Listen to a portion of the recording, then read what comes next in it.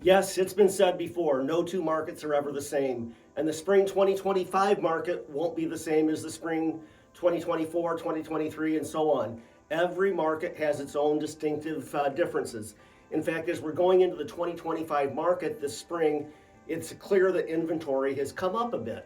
With inventory increasing a bit, there's more opportunity obviously for buyers, but there's also more opportunity for us to maybe re-examine what our communication cycle is like with our sellers. In other words, listings stay on the market a little bit longer, so therefore we need to create that expectation with our sellers that we may not have multiple offers, over list price overnight kind of thing. Now I know that's an exaggeration, but obviously it has happened.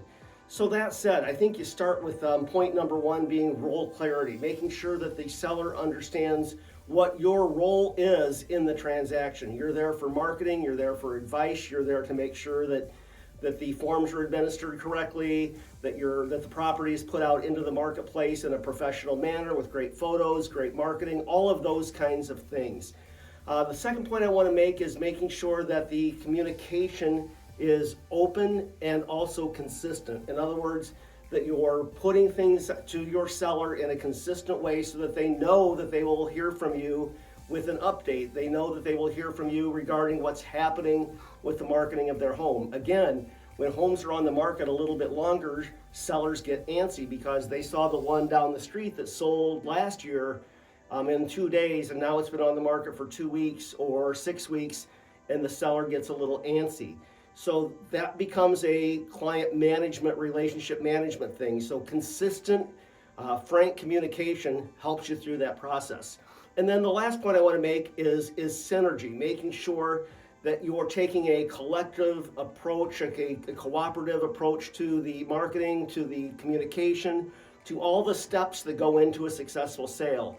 If there is feedback that is detrimental, sometimes that's a one-on-one conversation and not just forwarding the feedback or letting them get the feedback from the showing automatically. Sometimes those frank collective conversations just need to happen, and sometimes those are best in person. That's where it gets you the most traction. Give it some thought. The 2025 spring market will be different, but it will be good. And there's so much momentum in the marketplace. There are still a lot of millennials looking to get their first home or move up into their second home. Gen Z is super strong.